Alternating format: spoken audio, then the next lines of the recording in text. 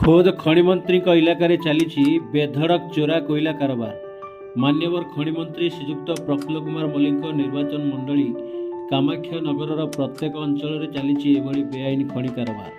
विशेषकर भुवन अंचल यार प्रादुर्भाव दिन को दिन बढ़िबार लगी। गत सेप्टेम्बर मास 20 तारिख दिन भुवन ब्लॉक अंतर्गत एकताली पंचायत चंदार ग्राम रगड़ा ठारे लक्षाधिक टंकार कोयला जबत करथिला तालचेर खनि विभाग। बड़ परितापर विषय जे सही रगड़ा पड़िया पुणी एक कोयला गदा देखा मिली, जहाँ खनि मंत्री को सीधा अंगुली निर्देश करुच्ची। देखंतु संपूर्ण दृश्य।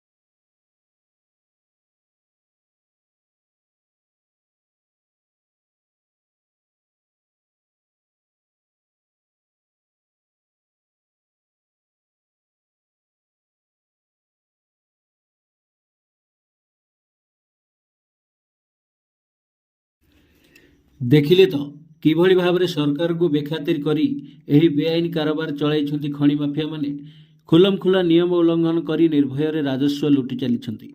एभली दृश्य देखी आपण मनरे निश्चय प्रश्न आसुथबो जे माफिया माने एते साहस पाउचंती केउठु?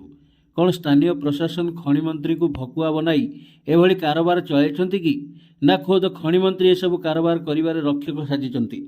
एसबुर उत्तर तो तदंत कले जना पड़िबो।